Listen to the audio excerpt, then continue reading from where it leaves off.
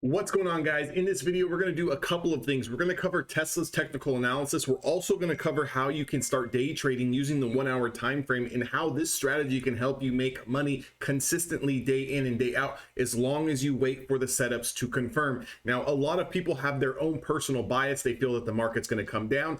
I, even myself, am always prepared for the downside and looking to take those short positions into support, even in a raging bull market. But we have to make sure that we are just following the charts and allowing the data to present itself to us and execute in a manner that we can take advantage of. So Tesla has been absolutely ripping the last month here. We're up tremendously, right? So if I just kind of go back on Tesla's daily time frame here, look at the run that Tesla has had coming off the floor of around $150. That true breakout on Tesla was the first close over the 50 SMA at around $181. We're currently trading at 269 on Tesla. The second breakout was over 204. Now, this is all just continuation. We're above all levels of support here. It's just continuing to run. And look at the daily candle breakout here over the 263, 264 break, right? So what I'm looking at here, right, if we're looking at the 1 hour time frame, okay, even if you come into the market with a personal bias and you think that we're going lower, or maybe you're waiting for that pullback,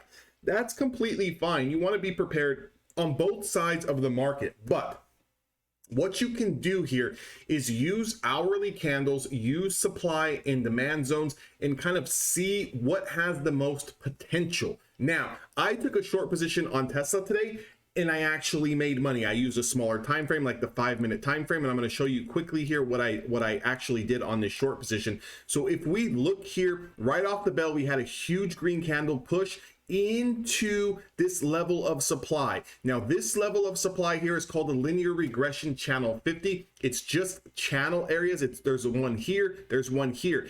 Each time we come from the bottom, we tend to trade to the middle top of the range. And when we get to the top of the range, we tend to pull back. So as we made this push here, all I did was this. I put a top level here, the 266.72, 267 was going to be my stop loss. As we started to push down here, I just looked for a move back down into some of these lower supports, which was the 10 and the 20-day moving average.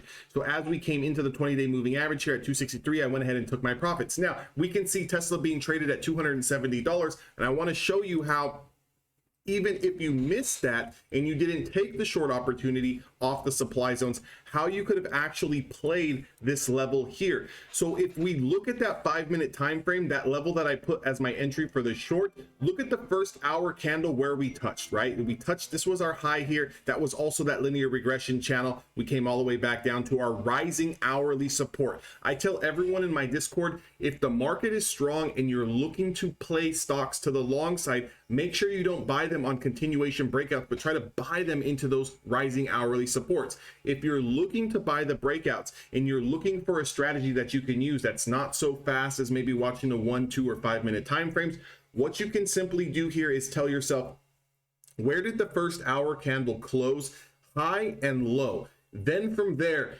if those levels confirm, okay, if those levels confirm, how much room do we have before the next supply zone if we're going long, or before the next demand zone if we're looking to go short? Now, in this particular case here, Tesla went up to a price of 266.72, and we can see that if we confirm this area, we've got a hell of a lot of room all the way up to 273. So what that's telling me is that there is plenty of room to the long side if Tesla confirms. Now, we would have had to have waited 1, 2, 3 hours, almost 2.5 hours before this confirms. But look at what happens to Tesla's stock price when it confirmed this area and when it has room to stretch. It went from a price of 266.72 to a high price of 270. That's a $4 or $5 move in a matter of 30-45 minutes on the stock. That's what you need to be looking for. There was no potential downside after the initial pullback off the 5-minute supply zone because we had hourly supports. If there was going to be an area for to really start to short Tesla,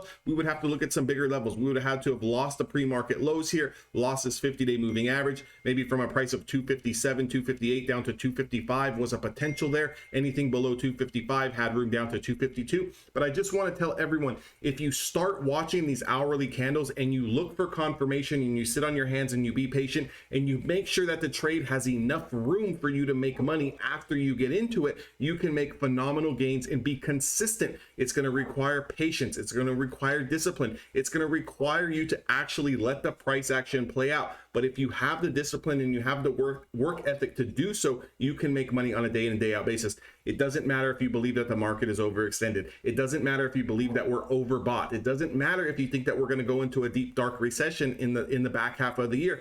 All that matters if you're a trader or a short-term swing trader is what is the price action and what is the data and the technicals telling you to do. The technicals are telling you that after we push over this high of 266.72, that we potentially have more room to run. I hope you guys enjoyed this video. If you guys want to continue to learn more, go to evolutiontraders.com and I'll see you guys on the inside.